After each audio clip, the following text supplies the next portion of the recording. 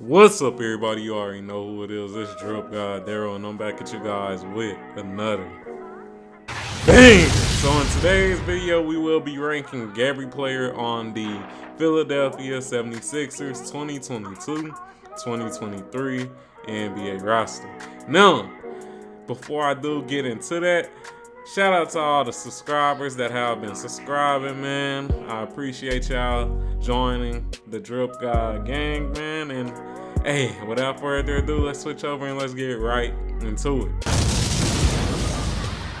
Alright, so as you guys can see, we have switched over, and y'all see it, we have 5 different categories. Now, the first category is stars of the team. The second category is very good player, deserves big minutes. The third category is decent rotational player, gives you solid minutes. The fourth category is fine for garbage time / development. And the final category is get them off the motherfucking team. Now, y'all see all the players right down there. And just so you guys do know, these players are ranked in order from best to worst. So the player I put on the tier list first will be the best player. The player I put on the tier list last will be the worst player. But without further ado, let's get right into it. Alright, so let's start with some of the obvious ones. So as the best player on this team, I have Joel Embiid. I feel like that's pretty obvious. He is an MVP candidate this year. As the second best player on this team, I have James Harden. Bro is averaging 11 assists per game, and he's definitely very essential to this team as a playmaker and also as a scorer. As the third best player on this team, I have Tyrese Maxey. I feel like this one is also pretty obvious, and I have him as stars of the team. One of the more underrated guards in the league. Is a very efficient scorer, can drive, and is very good in the fast break. And what else do I need to say? He's only 22 years old, by the way, as well. So shout out to Tyrese Maxey. Those are the 3 stars of the team in my opinion. As the fourth best player on the team, I have Tobias Harris. Now, he does get a lot of flack due to his contract, but besides that, I feel like he has been playing his role very well. Let's keep it real, he is a pretty solid 3-and-D player. He can guard those bigger wings, and he can also hit the 3. I feel like I love the veteran presence that he does provide for the team as well, and I do like how he has been playing within his role. Let's keep it real. As a player, he had the opportunity to actually be a star, but for this team over the years, I feel like he has sacrificed the most. So shout out to him for, actually adjusting his game and sacrificing for this team to try to become successful. So shout out to Tobias Harris. A lot of people give him hate, but hey, I like him. Right behind Tobias Harris, I have DeAnthony Melton. Now, I have him in this position because he is one of the most underrated role players in the league. He's a pretty great rebounder for his size. He's only, I think, around 6'2 or 6'4, I believe. So he's not that big of a dude, and he's getting a lot of rebounds out here. He's also a pretty solid defender as well. So shout out to him, man. Shout out to him. He's been a great role player. Right behind him, I do have PJ Tucker. Now, a lot of Philly fans don't really like PJ Tucker due to his contract, but besides the contract, I do consider him a great veteran role player, man. He can hit the 3 when he is in that corner. We all know how elite he is when it comes to that corner 3, and he does slow down a lot of the better guards and forwards in the league. And me personally, I do know that he is getting up there in age, so he is starting to lose a step, but I do feel like he does still provide a lot of the intangibles, especially when it comes to the playoffs, such as that hustle, diving for those loose balls, showing some grit, not giving up on plays, things of that nature. So shout out to PJ Tucker. Once again, yes, he might be a little overpaid, but he does provide a lot of the intangible. Right behind him, I do have Shake Milton. Now, I have him a very good player, deserves big minutes as well.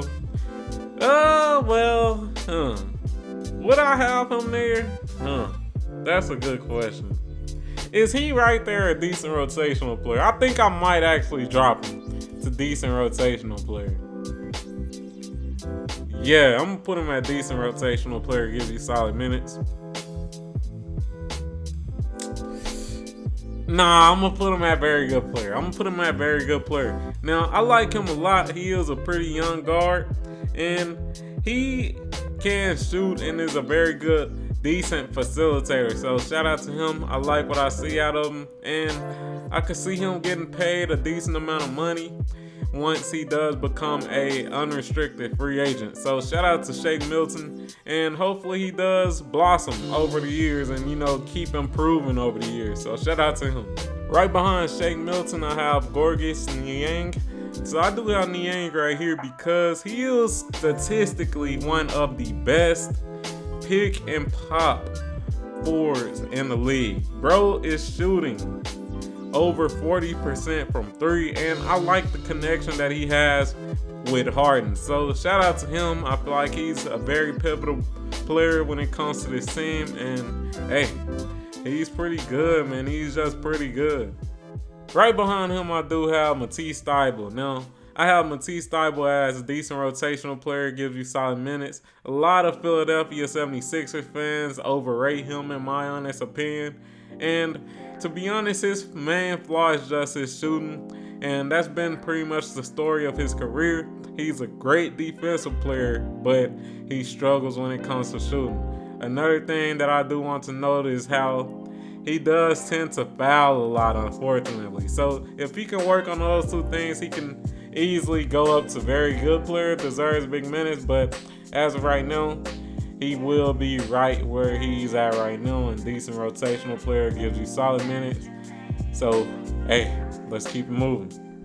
Right behind him, I do have Montrezl Harrell. Now, Montrezl Harrell, he is a center/power forward, and he's only 6'7". So when it comes to defense, there's a lot to be desired, but offensively, due to him being 6'7" and him being slightly smaller, he does have, quicker foot speed. So when it comes to that, he is pretty decent in the pick and roll. But other than that, there is a lot to be desired. Like I said, defensively, he can get cooked by bigger power forwards and bigger centers. And yeah, he is pretty athletic, so I do want to note that as well. But other than that, defensively, it's a lot to be desired. And he has been kind of struggling, especially in the early start of the season. Right behind him, I have Daniel House Jr. Now, I got him in this position because he was picked up to be a quality 3-and-D player, but this year he just hasn't really been that. He's been shooting below league average from three, and his defense hasn't been all that great neither, to be honest. And that's sad because when he was on the Utah Jazz, he was shooting over 40% from three. So that definitely hurts his stock, especially when it comes to a team that's built around James Harden and Joel Embiid. So I do have him in this position, and hopefully he can get back to shooting over 40%. If he does that, he would be definitely pivotal to this team when it comes to succeeding. Right behind him, I have Furkan Korkmaz. Now, I have Furkan Korkmaz right here because he is a 6'7" wing, and the thing that's really held him back in his career is just his inconsistency when it comes to his shooting, and also his defense being somewhat lackluster. Because of that, he has kind of gotten knocked out of the rotation when it comes to the Philadelphia 76ers, and it's pretty unfortunate. But I do feel like he could be a good trade piece, especially if he was to be packaged with Matisse Thybulle. So he does have value when it comes to that, and I'm sure certain teams would, be able to actually utilize him better. But as of right now, I do have him in this position. Right behind him, I have Paul Reed. Now, Paul Reed is a 23-year-old center. He is 6'9". He's pretty athletic as well, but he does need to gain a little bit more muscle due to him being pretty skinny.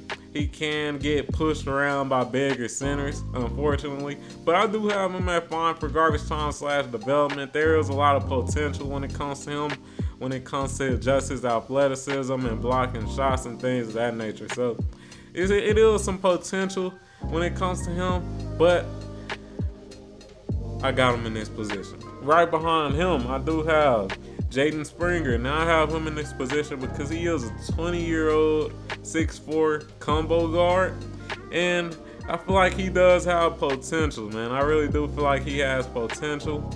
He can shoot the ball decently well based on his college performances, and yeah, it's not much to really talk about when it comes to him because he is so young and he is so inexperienced. But besides that, hey, it's still some potential in him, and he just needs to keep growing and taking advantage of the time that he does get whenever the 76ers blow out a team.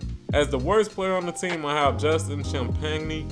Now I have him in this position because he is only 21 years old, so he's still fairly young. He is 6'8", and the reason I got him in this position is just because there's still a lot to be seen when it comes to him as a player. Now, there is some bright side when it comes to him because he did actually score like 39 points in a G League game, but we gotta put the emphasis on G League. So, hey, he has potential, but he just needs to actually break into the rotation and actually get some games under his belt. So, with that being said, I don't think he's a bad player in a sense. I just feel like he doesn't have enough, time to actually develop as of yet. So, with that being said, let's recap this list.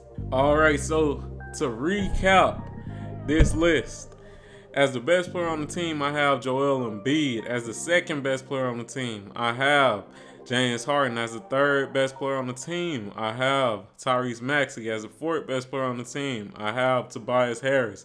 As the fifth best player on the team, I have DeAnthony Melton. As the sixth best player on the team, I have PJ Tucker. As the seventh best player on the team, I have Shake Milton. As the eighth best player on the team, I have Gorgias Niang. As the ninth best player on the team, I have Matisse Thybulle. As the 10th best player on the team, I have Montrezl Harrell. As the 11th best player on the team, I have Daniel House. As the 12th best player on the team, I have Furkan Korkmaz. As the 13th best player on the team, I have Paul Reed. As the 14th best player on the team, I have Jaden Springer. And as the 15th best player on the team, I have Julian Champagny.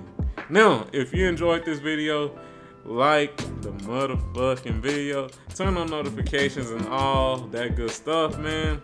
Hey, put your team in the comments down below if you want to see me rank all of their players, man. Once again, put that team in the comments down below if you want to see a video on them, man. But hey, I hope you enjoyed the video, and I'm out. Peace.